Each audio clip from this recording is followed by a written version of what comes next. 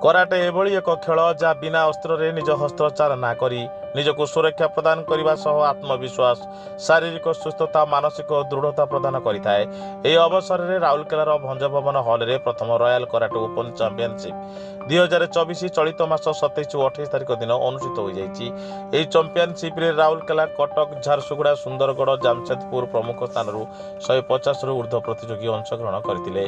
ଓଡ଼ିଶା ମୁଖ୍ୟ ଅନୁଦେଷ୍ଟା ଧର୍ମେନ୍ଦ୍ର ସିଂ ତାଙ୍କ ବକ୍ତବ୍ୟରେ କହିଲେ, ଓଡ଼ିଶା ସ୍ତରୀୟ କରାଟେ ପ୍ରତିଯୋଗିତାରେ ଓଜନ ଓ ବୟସର ବିଭିନ୍ନ କ୍ୟାଟେଗୋରୀରେ ସର୍ବକନିଷ୍ଠ ଓ ବରିଷ୍ଠ ବିଭାଗର ବାଳକ ଓ ବାଳିକାମାନେ ଭାଗ ନେଇଥିଲେ। ସେମାନଙ୍କୁ ଯୋଗ୍ୟତା ଭିତ୍ତିରେ ଗୋଲ୍ଡ, ସିଲଭର, ବ୍ରୋଞ୍ଜ ମେଡାଲ ସହ ପ୍ରତିଯୋଗୀମାନଙ୍କୁ ବ୍ଲାକ୍ ବେଲ୍ଟ ପ୍ରଦାନ କରାଗଲା। ଉପସ୍ଥିତ ସାମ୍ବାଦିକ ଶ୍ରୀମତୀ ସସ୍ମିତା ପ୍ରଧାନ, ଶ୍ରୀ ଇନ୍ଦୁ କୁମାର ବାଲି, ଶ୍ରୀ ବସନ୍ତ କୁମାର ଜେନା, ଡକ୍ଟର ପ୍ରମୋଦ କୁମାର ଜଗଦେବ ପ୍ରମୁଖଙ୍କୁ ଫୁଲଗୁଚ୍ଛ, ଉତ୍ତରୀୟ ଓ ମେଣ୍ଟର ପ୍ରଦାନ କରି ସମ୍ମାନିତ କରାଗଲା। କାର୍ଯ୍ୟକ୍ରମରେ ସଭାପତି ରାଜେଶ ପ୍ରସାଦ ଦାସ, ସମ୍ପାଦକ ଶିବପ୍ରସାଦ ନାଥ, ସଭ୍ୟ ଉମାଶଙ୍କର ଦୁବେ, ରକି ଖାଡ଼ିଆ, ନାରାୟଣ ପ୍ରଧାନ ପ୍ରମୁଖ ପରିଚାଳନାରେ ସହଯୋଗ କରିଥିଲେ। କାର୍ଯ୍ୟକ୍ରମରେ ଭାଗ ନେଇଥିବା ପ୍ରତିଯୋଗୀଙ୍କ କୃତକାର୍ଯ୍ୟ ଦେଖି ଉପସ୍ଥିତ ମାତାପିତାମାନେ ଅତ୍ୟନ୍ତ ଖୁସି ଥିବା ଦେଖାଯାଇଥିଲା। ରାଉରକେଲାରୁ ଡକ୍ଟର ପ୍ରମୋଦ କୁମାର ଜଗଦେବଙ୍କ ରିପୋର୍ଟ, ସାଇ ସତ୍ୟ ନ୍ୟୁଜ୍।